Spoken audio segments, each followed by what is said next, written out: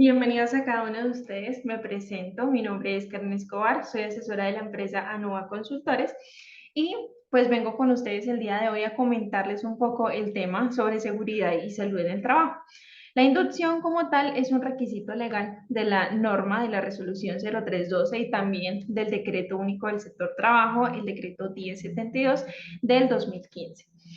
El día de hoy, como les digo, es que cada uno de nosotros tomemos conciencia, sepamos a qué nos estamos refiriendo claramente con seguridad y salud en el trabajo, por qué es tan importante y nosotros como empresa qué debemos cumplir y como trabajadores también qué debemos hacer. ¿Listo? No siendo más, entonces damos inicio a nuestra presentación. Empecemos sobre qué es seguridad y salud en el trabajo. La seguridad y salud en el trabajo o salud ocupacional es denominada como un conjunto multidisciplinario, porque engloba varias disciplinas, que tiene el objetivo principal o primordial de proteger la salud del trabajador, promocionar también la salud y obviamente vamos a evitar accidentes, evitar enfermedades laborales. Dependiendo también un poco o expandiendo un poco el tema de los objetivos de seguridad y salud en el trabajo, hablamos también no solo de protegerlo o promocionar la salud, sino de mantener en sí el más alto grado posible de bienestar físico, mental y social de los trabajadores.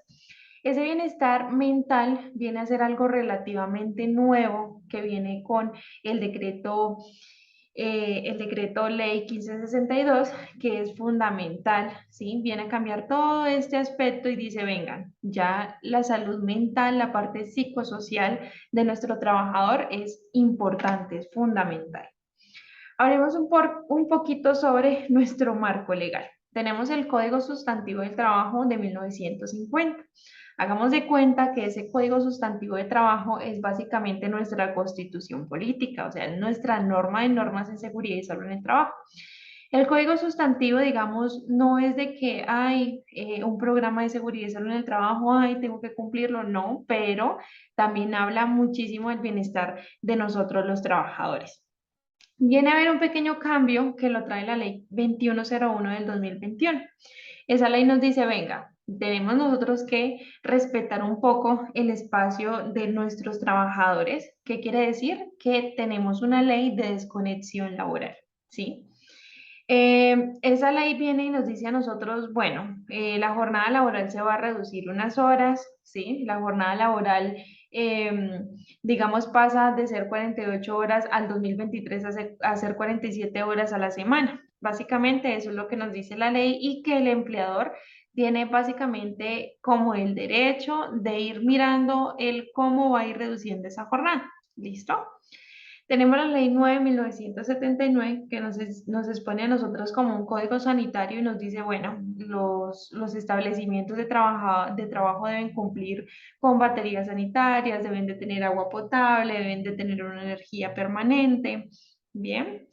La resolución 2400 de 1979 es una norma muy bonita y nos dice a nosotros, por ejemplo, bueno, yo tengo una empresa, pero ¿cómo la señalizo? ¿Cómo organizo la señalización de emergencias? ¿Cómo instalo un extintor? ¿Cuánto debe medir, por ejemplo, un pasillo? Absolutamente todo nos lo da esa resolución. Bien, entonces nos dice, por ejemplo, bueno, las señales de emergencia van a ser de color verde, saludos de evacuación, rutas de evacuación, que el extintor debe estar demarcado, debe ir demarcado con su respectiva señalización, indicando qué clase de extintor es, indicando para qué tipo de fuego. Nos dice que debe ir demarcada en unas franjas que son rojas y blancas, que debe tener 5 centímetros de grosor, de que debe estar ubicado el extintor a 1,50 m. Bien. Entonces, cada vez que nosotros queramos como trabajadores o como empleador saber, bueno, pero ¿será que yo sí estoy cumpliendo? ¿Será que como lo he demarcado está bien? Nos remitimos a esa norma. Tenemos la resolución 1016, que es un poco viejita, es de 1986, pero aún así nos dice a nosotros, bueno, hay unos programas de salud ocupacional y esos programas nosotros debemos cumplirlos y acatarlos, que ahora ya no son programas de salud ocupacional, sino que son sistemas de seguridad y salud en el trabajo. También nos dice a nosotros que debemos tener unos comités conformados, que sería el vigía como tal o el COPAS, que sería el Comité Paritario de Seguridad y Salud en el Trabajo, que debemos tener una brigada y necesitamos tener un comité de convivencia laboral o en su defecto un delegado de comité de convivencia laboral. Luego viene la ley 1562 del 2012. Esa ley viene a nosotros a actualizarnos muchas definiciones, deja de ser enfermedad profesional y accidente profesional y pasa a ser accidente laboral y enfermedad laboral. Por el tema en el que cuando se dice profesional se habla como más de títulos profesionales, o sea que solo el contador que tenía su título profesional se enfermaba. ¿Será que solamente el médico especialista con su título profesional pues se enferma o somos absolutamente todos? Entonces, para englobalizar un poco esta terminología, ya hablamos nosotros de accidente laboral, enfermedad laboral, accidente de trabajo, ¿sí? Para que de esa forma se englobe todas las clases sociales, cada una, digamos, de los estudios, ya viene, por ejemplo, el tecnólogo, el técnico, las personas que han aprendido a hacer su labor de forma empírica, nos engloba absolutamente todos. Luego tenemos el decreto 1072, que como les decía al inicio, es el decreto único del sector trabajo, ¿sí? Es el reglamento único y engloba la mayoría de normas relacionadas a riesgos laborales. Ya nos dice a nosotros que pues tenemos que tener un sistema que debemos garantizar el bienestar de nuestros trabajadores y que continuamente vamos a recibir algunas vigilancias y controles. Tenemos la resolución 0312 del 2019. Esa resolución a nosotros nos dispone unos estándares mínimos. Entonces nos dice, bueno, ustedes son empresas de hasta, digamos, 10 trabajadores, entonces tienen riesgo uno, 2 o 3 y tienen que cumplir con 7 estándares. Bien, entonces, que tienen que hacer exámenes médicos, que tienen que pagar la seguridad social, que tiene que tener una matriz de riesgos, que debe entregar elementos de protección, etcétera. Y así con cada uno de los riesgos. Luego hay otros estándares, 22 estándares para empresas bajo riesgo uno, 2 o 3, pero de 10 a 50 trabajadores. Y luego están los 60 estándares aplicados a empresas con más de 50 trabajadores. Luego viene la circular 072. Ese circular casi nosotros nunca las explicamos, son circulares que son muy cambiantes, pero en este caso es una circular muy especial debido a que la resolución, la 0312, debe estarse evaluando, debe ser controlada ante el Ministerio de Seguridad y Salud en el Trabajo, el Ministerio de Trabajo, ¿sí? Y también ante las aseguradoras o administradoras de riesgos laborales. ¿Qué quiere decir eso? Que nosotros anualmente tenemos que hacer una autoevaluación de un sistema de gestión. Nos dice, venga, usted evalúelo en diciembre, pero en enero usted me tiene que cargar las evidencias. ¿Listo?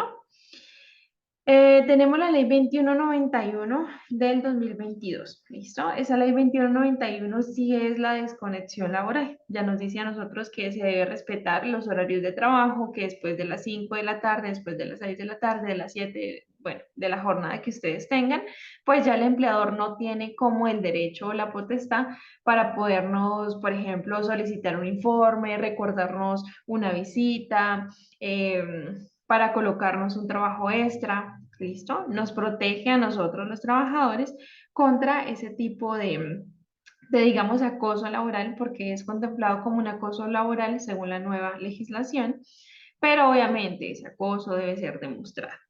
En fin, ese es como nuestro marco legal. Obviamente, si nosotros revisamos un poco más a profundidad las normas en cuanto a riesgos laborales, es una norma tremenda, es demasiado extensa, pero es fundamental saber cómo estas que son las principales. Nosotros tenemos que el sistema de gestión se basa en un ciclo que es el ciclo PHBA, ¿cierto? Planificar, hacer, verificar y actuar. ¿Qué pasa con este ciclo? Actúa básicamente inclusive para nuestra vida cotidiana. Por ejemplo, nosotros, ¿qué planificamos? ¿Qué vamos a hacer? ¿Qué vamos a hacer en qué? En el día, ¿cierto? En nuestras tareas diarias. Pero si nosotros miramos esto con respecto a seguridad y salud en el trabajo, diríamos, ¿qué voy a hacer yo en el año con respecto a seguridad y salud en el trabajo? ¿Y cómo lo voy a hacer? ¿Qué voy a necesitar? ¿Cuántos recursos voy a usar de mi empresa o cuántos recursos está disponiendo mi empleador para poder tener un sistema de gestión. Luego pasamos a la fase de hacer. ¿Qué hago? Todo lo que he planificado. Si en planificar dije, voy a tener un plan de capacitación y ese plan de capacitación dice que tengo 3 capacitaciones en el mes de octubre y las 3 capacitaciones son de riesgo biomecánico, riesgo biológico y riesgo químico. Significa que yo debo ejecutarlas en ese mes y debo ejecutar las 3. ¿Listo? Que si dije, solamente va a ser para 3 personas de mis 10 empleados, entonces solo 3 van a asistir a esa capacitación. En el verificar, ahora sí, las cosas pasaron según la planificación. ¿Será que realmente lo que yo puse fue lo que yo hice? ¿Tuvo concordancia o no? Y en el actuar, ¿cómo voy a mejorar? ¿Sí? Si yo veo que en el verificar hubieron fallas entre el planificar y el hacer, significa que tengo una deficiencia. O sea, que ¿qué voy a hacer yo para mejorarlo? Yo dije que iba a capacitar a 3 personas de 10, pero solamente me asistió una. Entonces entro a evidenciar por qué solo me asistió una persona. ¿Será que hubo muy poco tiempo? ¿Será que ese mes justo donde puse tantas capacitaciones era muy demandado para la empresa? Empezar nosotros a mirar qué cantidad de cosas son las que me han afectado para que no se me diera el plan de trabajo como yo lo había planeado. Tenemos las políticas de seguridad y salud en el trabajo. La política de seguridad y salud en el trabajo, al igual que la política contra el consumo de alcohol, tabaco y sustancias psicoactivas, son un compromiso de la empresa hacia nuestro bienestar. ¿Listo? La primera política de seguridad y salud en el trabajo cubre nuestro bienestar físico, mental y social. Como les decía, es el compromiso hacia ese bienestar y brindarnos las condiciones adecuadas para ejecutar el trabajo en el cual a nosotros nos han contratado. Pero a diferencia de la política contra el consumo de alcohol, también es un compromiso, pero ya es un compromiso no solamente del empleador a garantizar que usted tenga un ambiente libre de humo o de tabaco, ¿sí? O libre, digamos, de algunas sustancias psicoactivas, sino que también es un compromiso partidario, ¿sí? Entre ambas partes en que usted como trabajadora al ingresar a la empresa se compromete a no consumir, no distribuir y no trabajar bajo sustancias de alcohol o sustancias psicoactivas. ¿Listo? Y el empleador obviamente hacer el respectivo control en los casos que se brinde, digamos, estas circunstancias. Objetivos de seguridad y salud en el trabajo. Tenemos varios objetivos. El principal que ustedes logran ver ahí es cumplir la normatividad nacional vigente aplicable. Hay mucha norma que comienza a derogarse y nosotros debemos ir actualizándonos para poder cumplir con lo que pues se requiere. Identificar los peligros. Entonces venimos a ustedes y decimos qué peligros ustedes tienen relacionados. Por ejemplo, el más evidenciado para ustedes en este momento sería el peligro biomecánico. Bien. Disminuir los accidentes y la aparición de enfermedades laborales y control del ausentismo. Realizar actividades que permitan evidenciar el mejoramiento continuo de los procesos relacionados al sistema de gestión de seguridad y salud en el trabajo. Fortalecer los conocimientos en seguridad y salud en el trabajo y también promover el autocuidado de los trabajadores. Vamos con las obligaciones del empleador. El empleador como tal tiene varias obligaciones. Primero, afiliar a cada uno de los trabajadores a seguridad social. ¿Qué será eso de seguridad social? Cubre las administradoras del fondo de pensiones, que es lo que significa AFP. Tenemos las EPS, ¿cierto? Que son empresas prestadoras de servicios. Tenemos, o entidad promotora de salud, perdón. Tenemos la ARL, que sería la administradora de riesgos laborales. ¿Listo? Informar a la ARL los riesgos y novedades de los riesgos laborales, de los ingresos, de las vinculaciones y de los retiros. Informar, notificar e investigar los accidentes y enfermedades de los sitios de trabajo. Si el empleador no los investiga, no los reporta, va a tener una multa y va a tener una sanción. Debe conformar el Comité Paritario de Seguridad y Salud en el Trabajo, que es lo que significa COPAS, o elegir a un vigía. Debe conformar el Comité de Convivencia Laboral, programar, ejecutar y controlar el cumplimiento del sistema de gestión, procurar el cuidado integral de la salud de los trabajadores y promocionar un ambiente de trabajo sano. Debe capacitar a los trabajadores en seguridad y salud en el trabajo. Ahora sí miremos cuáles son nuestros derechos. Los derechos están muy vinculados a el tema de las obligaciones del empleador. Si él tiene la obligación de afiliarlos, el de nosotros va a ser el derecho de estar afiliados a una ARL, a una EPS, ¿cierto? Y a un fondo de pensiones. Nosotros tenemos el derecho de recibir servicios asistenciales médicos, como por ejemplo, si sufres un accidente de trabajo o una enfermedad laboral y necesitas terapias, necesitas de pronto algunas diálisis, necesitas algún servicio médico, necesitas un fisioterapeuta, necesitas cantidad de cosas en cuanto a servicios médicos, la ARL tiene la obligación de cubrirlo. En el caso de que no se haya afiliado al trabajador a una administradora de riesgos laborales y que sea culpa, obviamente, del empleador, el empleador deberá pagar en su totalidad cada una de estas cosas. Pero depende si es un prestador de servicio, si esa persona es un prestador de servicio, lo paga el mismo prestador de servicio. Si somos trabajadores como tal, o sea que estamos relacionados a la nómina de la empresa, que tenemos un contrato de trabajo, o sea, debe cumplirlo la ARL. Si la ARL no, si el empleador no nos afilió, debe pagarlo el empleador. Prestaciones económicas que yo necesité, por ejemplo, para los taxis, de irme, no sé, de Bogotá a tal clínica o de Armenia a tal clínica o donde yo esté, la ARL debe pagar, ¿sí? Que por ejemplo, otra prestación económica derivada de un accidente o enfermedad pueden ser las indemnizaciones también, ¿sí? Indemnización, inclusive adquirir una pensión por sobreviviente o por invalidez. Recibir información y capacitación sobre la prevención de riesgos laborales es un derecho que ustedes tienen. Ahora los deberes. Debemos procurar el cuidado integral de la salud. No nos podemos accidentar ni enfermar por gusto. Notificar a la empresa los accidentes de trabajo inmediatamente ocurra el suceso. Cumplir con las normas y reglamentos de seguridad y salud en el trabajo. Asistir a las actividades relacionadas con seguridad y salud en el trabajo y participar en la prevención a través del Comité Paritario de Seguridad y Salud en el Trabajo. El reglamento interno de trabajo es algo que relativamente solamente lo debe hacer un abogado con alguna especialización, ya sea en derecho laboral, ¿sí? Pero como tal, seguridad y salud en el trabajo, los profesionales técnicos o tecnólogos no tenemos la facultad para poder hacerlo. Sin embargo, se les comenta a ustedes de qué se trata ese reglamento de trabajo. Primero, hace parte del contrato laboral que ustedes tengan.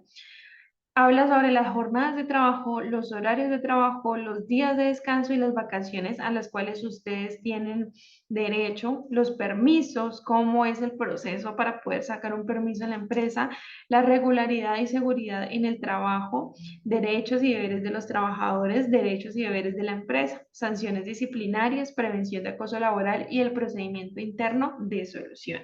Cada uno de estos hace parte del reglamento interno, vuelvo y digo, es algo que solo puede hacer un abogado laboral. Ya el reglamento de higiene y seguridad y salud en el trabajo es algo que sí nos compete a nosotros en el área de seguridad y salud en el trabajo y es el compromiso de la empresa en cuanto a las disposiciones higiénicas de seguridad industrial y el control de los riesgos. Entonces, ¿qué pasa? La empresa dice, bueno, yo tengo unos trabajadores bajo un riesgo biomecánico súper alto, se la mantienen 8 horas, 9 horas en una misma posición, es una postura, digamos, prolongada. Entonces, ¿qué voy a hacer? La empresa se compromete a mejorar ese ambiente de trabajo para que usted no se enferme y usted no se accidente. ¿Cómo lo hace? Ah, bueno, tengo un riesgo biomecánico, pero las sillas están trabajando en una silla rimas, no tienen una silla ergonómica, entonces adquieren una silla ergonómica. Hablemos un poquito sobre el vigía o el copaz. El vigía como tal es la persona que se encarga de la promoción, vigilancia de las normas y reglamentos de seguridad y salud en el trabajo dentro de la empresa y que a través de ellos se puede promocionar algunas actividades, se puede divulgar información, ¿sí? Y pues digamos otras funciones que ellos tienen importantes es investigar los incidentes, accidentes y enfermedades laborales. No lo investiga, pero sí colabora con la investigación. Inspección de seguridad, planeadas y no planeadas. Capacitaciones, aprobar el cronograma de capacitación. En la vigilancia, ellos deben vigilar los controles planeados como las acciones preventivas y las correctivas y deben hacer reuniones mensuales. Cada uno de ellos, como lo dice, se reúne de una forma mensual y tiene de vigencia 2 años una vez conformado. Hablemos un poco del Comité de Convivencia Laboral. Contra riesgos psicosociales que afectan la salud en los lugares de trabajo. Cuando tenemos muchos conflictos, por ejemplo, un acoso sexual dentro del trabajo, un acoso o una persecución laboral, cuando, mejor dicho, sobrecargamos tanto al trabajador que lo que buscamos es que esa persona renuncie, ¿sí? Las funciones de ellos: recibir y dar trámites a las quejas, escuchar a partes involucradas, formular un plan de mejora concertando entre las partes, hacer un seguimiento de permisos adquiridos. En caso de que nosotros no lleguemos a un acuerdo, se debe remitir las quejas al Ministerio de Trabajo, presentar a la alta dirección recomendaciones y medidas preventivas y correctivas del acoso laboral, hacer seguimiento al cumplimiento de las recomendaciones y elaborar un informe trimestral. Al igual que el anterior, tiene una vigencia de 2 años. Nosotros miremos ahora sí qué serán los riesgos laborales, a qué será que se está relacionando esto. Nosotros hablamos que los riesgos son todos aquellos a los que nosotros estamos expuestos debido al ambiente donde nos hemos visto obligados a trabajar. ¿Por qué obligados? Obligados no es de que no me van a pagar y estoy aquí contra mi voluntad, no. Se trata de que es el ambiente obligado. Nosotros no elegimos, por ejemplo, no vamos a la empresa y decimos, ay, yo quiero que mi oficina sea de color rosado, que tenga un ambientador, que tenga, no sé, 5 ventiladores, ¿sí? Siendo un poco exagerado. Nosotros no elegimos cuál es nuestro ambiente de trabajo. Miremos un poco la clasificación de los riesgos. Esta es un anexo técnico de la GTC 45, que es una guía técnica colombiana. Nos dice a nosotros que los riesgos o los peligros se clasifican en biológicos, físicos, químicos, psicosociales, biomecánicos, condiciones de seguridad y fenómenos naturales. Los de ustedes, ¿cuáles, digamos, serían los más importantes o los más relevantes? Hablamos nosotros, por ejemplo, en biológicos, el tema de virus. Ustedes lo lograron evidenciar en cuanto al COVID-19, es algo que nos afectó pues a todo el mundo, ¿cierto? Fue una manera brutal, muchas pérdidas, muchas familias destruidas, las pérdidas económicas, financieras para las empresas fueron súper difíciles. Tenemos los virus, ¿sí? Hay una clasificación de bacterias, a ustedes no les aplicaría mucho este tema. Hongos, riquecias, que es un tipo de parásito específico, los parásitos, picaduras, mordeduras, fluidos y excrementos. Para nosotros, prioridad sería el control de los virus. Por eso debemos nosotros garantizar la aplicación del protocolo de bioseguridad. Para los peligros físicos tenemos ruido por impacto intermitente o continuo, iluminación, luz visible por exceso o deficiencia, que este les podría aplicar a ustedes dado el caso según su puesto de trabajo. Si es demasiado excesiva, pues nos va a arder mucho los ojos. Si nosotros tenemos una iluminación muy deficiente, el ojo va a tener que esforzarse un poco más y va a comenzar a causar enfermedades. Vibración no les aplica, pero hace parte de la clasificación. Temperaturas, presión atmosférica, radiaciones. Ustedes sí les aplica mucho la radiación que emiten estos equipos electrónicos, el computador, el celular, el recibir o recepcionar llamadas. Bien. En el químico tenemos polvos orgánicos, fibras, líquidos, nieblas, gases, vapores, humos metálicos y material particulado. En el psicosocial tenemos gestión de la organización, características de la organización, características de un grupo social, condiciones de la tarea, interfase de la tarea, jornada de trabajo. Bien, cada una de estas debe ser evaluada por un psicólogo especialista en salud ocupacional. Ya nosotros, los técnicos, tecnólogos, profesionales en seguridad y salud en el trabajo, no tenemos tampoco la facultad para poderlo evaluar. El ministerio dijo, pues para eso están los psicólogos, psicólogos especialistas y solo ellos pueden evaluarlo. El biomecánico, nosotros hablamos de posturas, que este es el que a ustedes les aplica muchísimo, una postura prolongada, en una postura sedente, ¿cierto? Estar sentado por más de 5 horas. El esfuerzo, si ustedes de pronto realizan algún esfuerzo dentro de su jornada. Movimiento repetitivo fundamental, a ustedes les aplica mucho el estar digitando, el estar elaborando informes, el estar desarrollando una plataforma, cualquier tipo de actividad que me genere a mí un movimiento repetitivo en los miembros superiores o inferiores. Y manipulación de cargas, a ustedes no les aplicaría mucho esta parte, pero pues hace parte de la clasificación. En condiciones de seguridad tenemos mecánico por herramientas, elementos de oficina, etcétera. También les aplica, ustedes manejan papel, ¿cierto? Manejan tijeras, demás. En el locativo, el almacenamiento, como nosotros archivamos, por ejemplo, la documentación y demás. Tecnológico, habla sobre explosión, fugas y derrames, accidentes de tránsito, públicos, trabajo en alturas, que no les aplica a ustedes, espacios confinados tampoco. Y fenómenos naturales, que estos ya hacen parte más como de nuestro plan de preparación y respuesta ante emergencias. Continuando un poco con el peligro biológico, nosotros nos referimos a los microorganismos patógenos que se encuentran normalmente en un alimento, ¿sí? Se encuentran en el medio ambiente en el que nosotros trabajamos y que causan una enfermedad.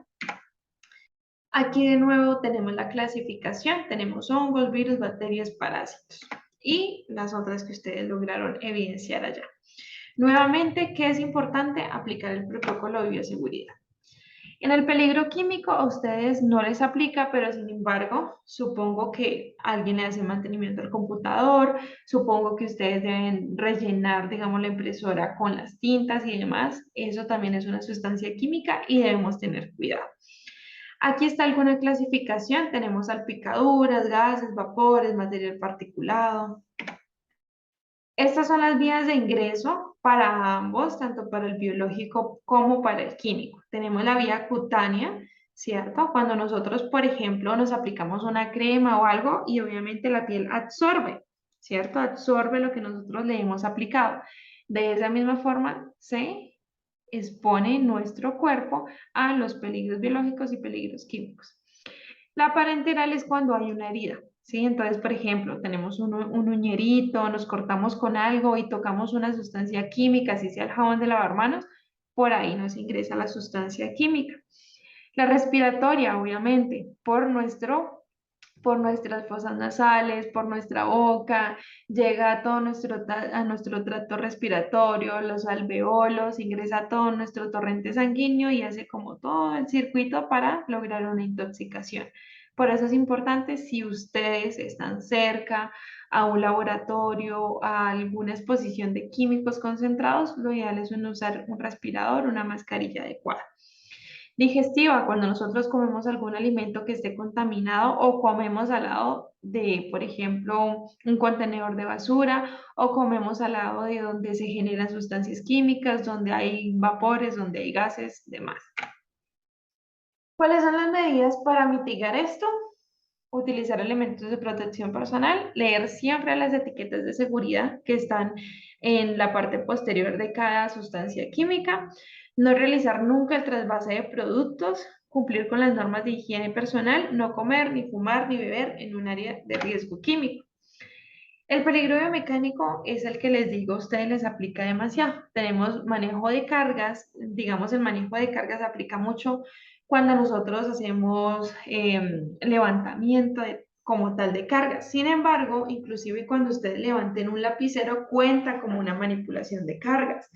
Yo sé que un lapicero no pesa demasiado, que de pronto los objetos de oficina no pesan, pero si nosotros hacemos un mal levantamiento con el tiempo de tantas veces hacer la misma mala postura, vamos a sufrir consecuencias. Posturas de trabajo, ¿sí? Como les digo, estar mucho tiempo de pie, estar mucho tiempo sentado, estar mucho tiempo de cuclillas. Movimientos repetitivos, redactar documentos en un computador, redactarlos a mano escrita, por ejemplo, hasta tejer, ¿sí? Lavar, hacer tantos movimientos repetitivos, pues también causa problemas. ¿Cuál es lo ideal de eso? Hacer pausas activas, tomar receso, hacer calentamientos articulares o activación articular y muscular. Movilización de enfermos, eso aplica mucho en este caso para la brigada que se vaya a conformar. Pantallas de visualización de datos, cuando nosotros tenemos, pues obviamente varias pantallas por nuestro trabajo y nosotros debemos tener una buena postura. ¿Cómo intervenimos? No manipular unas cargas pesadas sin alguna ayuda mecánica o manipular una carga liviana pero de una forma adecuada. Seguir las técnicas correctas de la manipulación de cargas, evitar posturas forzadas y mantenidas durante mucho tiempo, es decir, ojo con las pausas activas, evitar el trabajo repetitivo alternando algunas tareas. Aquí hay algunos trabajos o condiciones de trabajos o riesgos y peligros derivados a las condiciones de seguridad, o sea, que nos generan a nosotros accidentes. Tenemos riesgos mecánicos, locativos, eléctricos, tecnológicos y públicos. Los mecánicos, ¿qué sucede? Por ejemplo, que un archivador esté en mal estado, ¿sí? Y usted le hizo tanta fuerza y lo cerró tan duro que se machucó un dedito. Eso sería un riesgo mecánico. O que usted almacenó mal unas cajas y esas cajas se le cayeron. Bien, eso también sería un tipo de riesgo. ¿Qué nos puede suceder a nosotros solo por el riesgo mecánico? Un aplastamiento, un cizallamiento, un corte, un enganche, un atrapamiento, un arrastre, sufrir un impacto con algún elemento, perforación o punzonamiento, fricción o abrasión, proyección de sólidos o fluidos. Tipos de lesiones, tenemos quemaduras de primero y segundo grado. Las de primer grado, recordemos que es solamente cuando la piel se coloca roja o naranjita. La de segundo grado es cuando ya tenemos ampollas como tal en la piel. Y la de tercer grado ya es cuando el tejido está totalmente expuesto. Tenemos heridas abiertas. Las heridas abiertas son clasificadas como la pérdida de continuidad de la piel, es decir, la piel. Ustedes saben que en ninguna parte de nuestro cuerpo tenemos la piel rota, ni rasgada, ni nada, ¿cierto? Si sucede es porque perdemos esa continuidad de nuestro tejido. Son heridas abiertas, las heridas abiertas son un poco, digamos, complicadas de manejar. Son dos cosas importantes cuando hay heridas abiertas. Primero, el control de hemorragia y segundo, el control de bacterias. Para heridas superficiales, por ejemplo, cuando nos raspamos con algo, como cuando éramos niños, íbamos en bicicleta y nos caíamos, ese tipo de heridas. Amputaciones ya es, digamos, un accidente súper grave. Perder un segmento del cuerpo está clasificado como un accidente grave. El riesgo público generalmente nosotros hablamos de que es algo que sucede por una acción de una tercera persona. El plan de emergencia, este sí es importante divulgarlo y que ustedes lo conozcan, ya es una herramienta que nos permite a nosotros saber cómo vamos a actuar, quién debe actuar primeramente, a quién nos debemos dirigir, cuándo se debe hacer y cómo se debe hacer. En este ustedes más adelante van a poder ver, de pronto Daniel les enseño, Daniel les muestre el documento, ¿sí? Como tal. Pero básicamente es, por ejemplo, en un terremoto, ¿ustedes qué hacen? ¿Sí? ¿Será que nosotros salimos corriendo, nos colocamos al lado de una mesa, nos quedamos en la puerta, nos alejamos de las ventanas? ¿Nosotros qué hacemos? En caso de un incendio también, ¿qué se hace? Bien, por eso es importante que la brigada y cada uno de nosotros nos capacitemos. ¿Qué es un peligro, qué es un riesgo y qué es una consecuencia? El peligro nosotros hablamos de la fuente, por ejemplo, peligro biomecánico, peligro químico, peligro biológico, peligro físico, ¿sí? Esa sería mi fuente. El riesgo, ¿qué es? Lo que me puede pasar y la consecuencia, pues el resultado. Por ejemplo, en el peligro, un peligro biomecánico, ¿sí? ¿Cuál sería el riesgo de ese peligro biomecánico? Que yo opte una mala postura, ¿sí? Que me encorve en mi puesto de trabajo. ¿Cuál sería la consecuencia? Que tenga una hernia discal o que tenga el síndrome de la cabeza adelantada o que tenga el síndrome del manguito rotador o que tenga el, por ejemplo, síndrome del túnel del carpo, ¿sí? Así sería. Otras definiciones contempladas son de acto inseguro y condición insegura. De todo lo que dice ahí, tengamos en cuenta, acto inseguro es el casi accidente. Cuando un trabajador a nosotros nos dice casi me accidento, casi me enfermo, casi me caigo, casi me resbalo, casi me corto, sería, digamos, un acto inseguro. Bueno, va relacionado, ¿no? El acto inseguro como tal es la conducta que yo adopto como persona, ¿sí? ¿Qué quiere decir? Que yo estoy haciendo algo que no debo hacer, estoy haciendo algo que me va a afectar a mí como tal, pero prácticamente, pues a mí no me importó y yo lo hice. Y eso conlleva a un casi accidente, por eso está muy relacionado, ¿listo? Recordemos, acto inseguro el que yo cometo como persona, que al cometerlo, obviamente, me va a causar a mí un casi accidente o un accidente de trabajo. ¿Listo? Cuando hago algo que yo estoy consciente que no debo hacerlo de esa forma porque me puedo accidentar, me puedo pegar un susto, pero aún así lo hago. Y la condición insegura ya es cuando las condiciones de mi ambiente de trabajo no son tan seguras. Por ejemplo, una, un toma corriente en mal estado, ¿sí? Por ejemplo, que las gradas de la oficina no tengan cinta antideslizante, ¿sí? O por ejemplo, que mi computador tenga una falla muy grave y esa falla me pueda, por ejemplo, electrocutar o algo así. El incidente, como les decía, es el casi accidente y estaba muy relacionado con un acto inseguro, al igual que el accidente de trabajo. El accidente de trabajo ya nosotros hablamos que es un suceso repentino, o sea, es algo que el trabajador no puede manipular, que nosotros no podemos controlar, con causa o con ocasión, haciendo su trabajo rutinario o haciendo una actividad no rutinaria, pero relacionada al trabajo, que conduce al trabajador unos daños en la salud, ya sea una lesión orgánica, una perturbación funcional, la invalidez e inclusive la muerte del mismo trabajador. Ustedes logran ver aquí algunas imágenes, por ejemplo, aquí vemos un acto inseguro, obviamente el chico sabe que al hacer esto se puede caer y se puede matar, pero aún así lo está haciendo. ¿Y qué me dicen ustedes de sus compañeros? Los compañeros que le alcahuetean una de estas situaciones. Aquí ven otro acto inseguro, ¿cierto? Coger a su compañero de mesa, ¿cierto? Para poder hacer un corte de un elemento, mejor dicho. Tenemos aquí condiciones malas de orden y aseo, pésimo orden y aseo, muchísimo desorden, mucha suciedad, poco orden, ¿cierto? Aquí otra condición, una condición de seguridad muy mala, ¿cierto? Unos cableados que no deberían estar ahí, que no deben estar aislados con cinta, que se supone que deben tener una buena condición.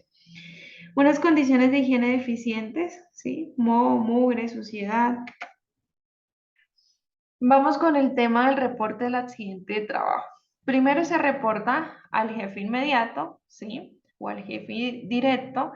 Él tiene 2 días hábiles después del evento para poder realizar el reporte. Si no realiza ese reporte en esos 2 días hábiles, pues prácticamente puede ser multado, sancionado, la ARL no le va a cubrir al trabajador y adivine quién tiene que pagarlo, el empleador. Pero si es culpa del trabajador, por ejemplo, que el día de hoy, lunes, él se accidentó, pero le dio pereza y lo reportó el lunes de la otra semana. Es culpa del trabajador, entonces, ¿quién va a responder? El mismo trabajador, porque básicamente él tuvo la culpa, él no reportó a tiempo y se le sale de las manos al empleador poderlo reportar.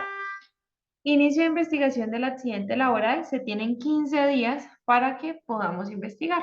Aquí está el proceso de reporte. Yo creo que ustedes son ARL Sura. Sin embargo, debemos nosotros más adelante tener otra charla. Yo les voy a enviar para que ustedes puedan saber cómo hacemos el reporte por Sura, pero básicamente es el mismo proceso. Tenemos el accidente, ¿sí? Después de ocurrido el accidente, prestamos el primer auxilio y trasladamos al paciente o a la víctima. Hacemos el reporte a través de la ARL, llámese Sura, llámese positiva. Conformar el equipo investigador. El equipo investigador es el jefe inmediato, el vigía y el encargado de seguridad y salud en el trabajo.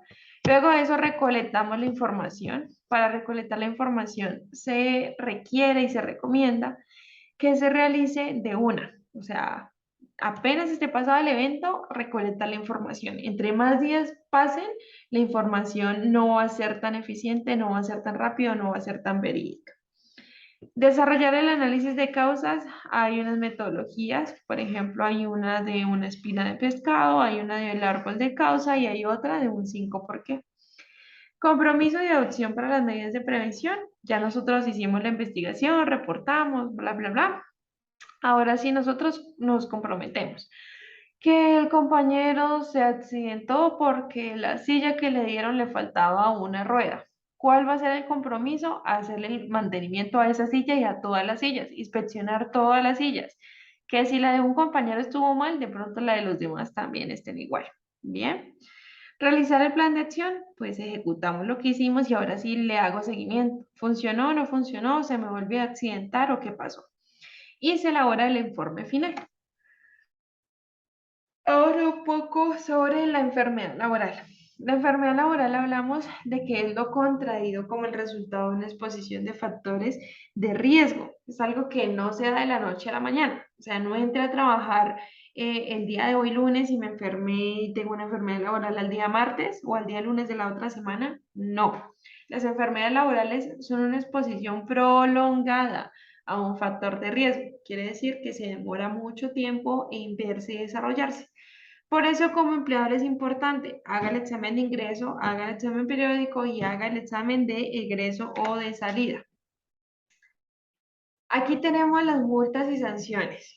Para microempresas, hablamos de microempresas hasta 10 trabajadores, pequeña empresa de 11 a 50, mediana empresa de 51 a 200 y gran empresa de 201 o más trabajadores. Bien. Cada uno de ellos debe tener un activo, por ejemplo, menor a 500 salarios mínimos legales vigentes para microempresas, de 501 a 5.000 salarios mínimos para pequeñas empresas, ¿cierto? De 100.000 a 610 salarios mínimos o, digamos, ingresos tributarios también va a ser relacionado a medianas empresas y tenemos, digamos, otra clasificación de activos totales para grandes empresas. Incumplimiento del sistema de gestión. Si se incumple el sistema de gestión para una microempresa, tiene de 1 a 5 salarios mínimos, para pequeñas empresas de 6 a 20, para medianas empresas de 21 a 100 y gran empresa de 101 a 500. Si no reportamos un accidente de trabajo, pagamos de 1 a 20 salarios para micro, para pequeñas de 21 a 50, de 51 a 100 para medianas y de 101 a 1000 para grandes empresas. Muerte de trabajador, mire cuánto puede costar un trabajador. De 20 hasta 24 salarios mínimos legales vigentes, de 25 a 150 salarios mínimos, de 151 a 400 y de 401 a 1000 salarios mínimos. Quiere decir que básicamente la muerte de un trabajador podría quebrar una empresa totalmente fácil. ¿De qué va a depender el valor? ¿De cuánto tiempo llevaba trabajando esa persona con nosotros? Si tenía familia y si esa familia dependía de esa persona, de ese trabajador, y qué tan joven era ese trabajador. Esa es nuestra inducción en cuanto a seguridad y salud en el trabajo. Es hora de evaluar. La evaluación la voy a abrir desde el día hoy, desde el 29 de agosto hasta el día viernes. ¿Listo? Hasta el día viernes lo vamos a dejar abierto para que cada uno de ustedes responda. Espero que pues, les haya servido mucho. Recordemos que este tema es extenso, es cansoncito, pero pues nosotros debemos desarrollarlo, debemos llevarlo a cabo. ¿Listo? Se va a enviar también un enlace para que puedan llenar la asistencia, el otro enlace para que ustedes se registren y hagan la evaluación. Recuerden, tenemos desde hoy 29 hasta el día viernes a las 12 de la tarde, ¿vale? Espero que les haya gustado muchísimo y les haya llegado también la información y pues que estén muy, muy bien. Nos veremos en una próxima ocasión.